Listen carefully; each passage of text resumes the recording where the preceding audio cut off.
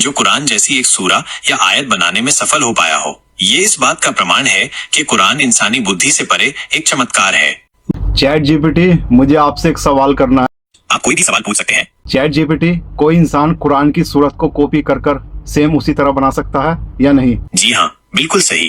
कुरान में कई जगहों पर इस बात का उल्लेख मिलता है कि कुरान अल्लाह की एक अनूठी और अद्वितीय किताब है जिसे सिर्फ अल्लाह ही बना सकता था।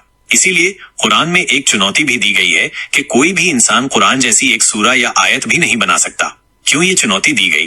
कुरान की अद्वितीयता साबित करने के लिए ये चुनौती इस बात को साबित करती है कि कुरान इंसानी बुद्धि का नतीजा नहीं है, बल्कि ये अल्लाह का वचन है। विश्वास को मजबूत करने के लिए ये चुनौती लोगों को इस्लाम पर विश्वास करने और कुरान की पवित्रता को स्वीकार करने के लिए प्रेरित करती है।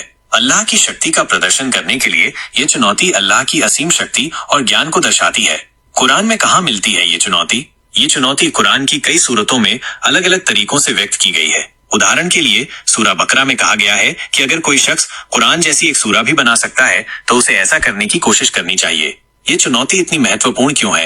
ये चुनौती इसलिए महत्वपूर्ण है क्योंकि ये हमें कुरान की अहमियत और उसकी अद्वितीयता को समझने में मदद करती है। ये हमें ये भी याद दिलाती है कि कुरान सिर्फ एक किताब नहीं है, बल्कि ये अल्लाह का संदेश है जो हमारी जिंदगी को सही रास्ते पर ले जाने के लिए मार्गदर्शन करता है। क्या कोई इस चुनौती को पूरा कर पाया है?